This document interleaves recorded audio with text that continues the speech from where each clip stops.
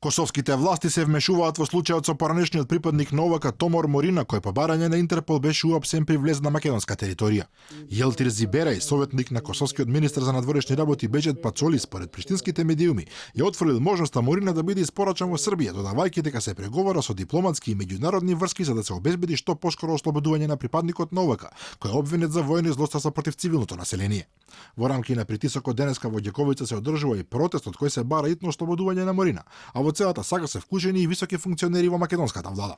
Вице-премиерот Бујар Османи синоќа изјави дека од првиот ден лично е ангажиран за пуштање на осомничениот за војни злосторства, а има намера и да го посети во притворот во својство на, како што рече, пријател на Република Косово. Во таа насока веќе побарал дозвола за посета од судиката која му го одреди притворот на Морина. Овој пат специфично е што потерницата не е преку билатералната соработка преку српскиот Интерпол, туку напротив преку централата на Интерпол во Лион, и затоа нашата држава треба да постапува според сите процедури. Нашиот притисок е до Министерството за правда да ја забрза постапката, а мојата посета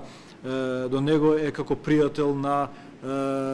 Република Косово и како представник на влада кој што е пријател на Република Косово. Од друга страна, албанските медиуми во земјава, повикувајќи се на извори од Организацијата на ветерани на ОВК, објавија дека албанска партија во Македонија врши притисок да не се ослободи поранешниот војник Морина, затоа што сака најпрвин да профитира од неговата несреќа. Според нив, првиот услов е пред да биде ослободен да го посетат во затвор и да се сликаат со него за да се здобијат со политички поени, а вториот услов е да го принудат отколку излезе од затвор да се слика со лидерот на нивната партија.